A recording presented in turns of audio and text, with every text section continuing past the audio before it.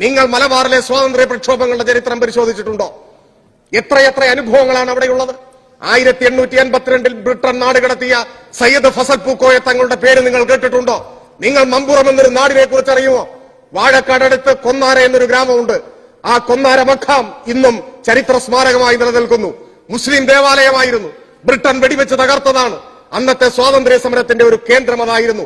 ഇന്നും അതുവഴി കടന്നു പോകുമ്പോ കൊന്നാര മഖാമിന്റെ വാതായനങ്ങളിൽ പതിഞ്ഞിട്ടുള്ള നീക്കം ചെയ്യാത്ത വെടിയുണ്ടകൾ നിങ്ങൾ കാണണം.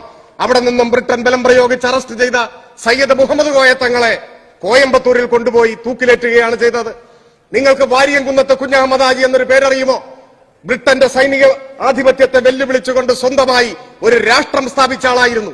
തന്റെ റിപ്പബ്ലിക്കിൽ അദ്ദേഹം ഇട്ട പേര് മലയാള രാജ്യമെന്നായിരുന്നു. ബലം പ്രയോഗിച്ച് ബ്രിട്ടൻ അദ്ദേഹത്തെ കീഴ്പ്പെടുത്തി മൃഗീയമായ മർദ്ദനത്തിലൂടെ പരിണിത പ്രജ്ഞനാക്കി മീശയിലെ ഓരോ രോമങ്ങളും പിഴുതെടുത്ത് ബയണറ്റ് കൊണ്ട് കുത്തി അവസാനം ഒരു ഓഫർ മുൻപോട്ട് വെച്ചു. നിങ്ങൾ മാപ്പപേക്ഷ എഴുതി തന്നാൽ, നിങ്ങൾ സ്വാതന്ത്ര്യ സമരം അവസാനിപ്പിച്ചാൽ നിങ്ങളെ മക്കയിൽ സുഖമായി ജീവിക്കാനുള്ള സൗകര്യം ഏർപ്പെടുത്തി തരാം എന്നാണ് ബ്രിട്ടീഷ് സൈന്യ മേധാവികൾ അദ്ദേഹത്തോട് പറഞ്ഞത്. ആ ഓഫറിന്റെ മുൻപിൽ മൃതപ്രായനെങ്കിലും പുഞ്ചിരി മായാത്ത മുഖവുമായി വാരിയംകുന്നത്ത് കുഞ്ഞഹമ്മദ് ഹാജി മറുപടി പറഞ്ഞു അത്രേ, മക്ക എനിക്കിഷ്ടമാണ്, പക്ഷെ നിങ്ങൾ അറിയണം, ഞാൻ പിറന്നു വീണത് മക്കയിലല്ല, സമര പോരാട്ടങ്ങളുടെ വീരേതിഹാസങ്ങൾ ഉറങ്ങുന്ന ഏറനാടിന്റെ മണ്ണിലാണ്. ഈ മണ്ണിൽ ഞാൻ മരിച്ചു വീഴും, ഈ മണ്ണിൽ ഞാൻ ലയിച്ചു ചേരും. ഈ വാക്കാണ് അദ്ദേഹം പറഞ്ഞത്. അദ്ദേഹത്തെ വധശിക്ഷയ്ക്ക് വിധിച്ചു. വിധി കേട്ട ഉടനെ അദ്ദേഹം പറഞ്ഞു, പിറന്ന നാടിന് വേണ്ടി രക്തസാക്ഷിയാകാൻ എനിക്കൊരവസരം കൈവന്നിരിക്കുന്നു.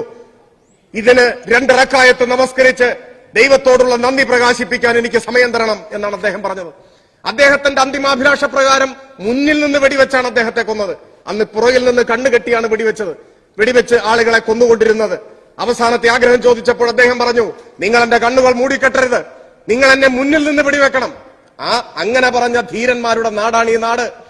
ആലിമുസ്ലിയാരുടെ നാടാണ് ഈ നാട്. ഇന്ത്യയിലാകെ ഒരിടത്ത് മാത്രമേ ബ്രിട്ടീഷ് പട്ടാളവുമായി സിവിലിയന്മാർ നേർക്കുനേർ ഏറ്റുമുട്ടിയിട്ടുള്ളൂ. അത് ഇന്നത്തെ മലപ്പുറം ജില്ലയിൽ ഉൾപ്പെടുന്ന പൂക്കോട്ടൂരിന്റെ മണ്ണിലാണ്. ഇന്നും അവിടെ യുദ്ധസ്മാരകമുണ്ട്. ബ്രിട്ടീഷ് പട്ടാളത്തെ തോൽപ്പിച്ചവരാണ് ഈ ഏറനാട്ടിലെ മാപ്പിളമാർ. ആ പ്രൗഢഗംഭീരമായ ഭൂതകാലം നിലനിൽക്കുമ്പോഴാണ് നിങ്ങൾ ഒരു ജനതയെ ആകമാനം സംശയത്തിന്റെ നിഴലിൽ നിർത്തി തുടച്ചു നീക്കാനുള്ള സമീപനം സ്വീകരിക്കുന്നത്.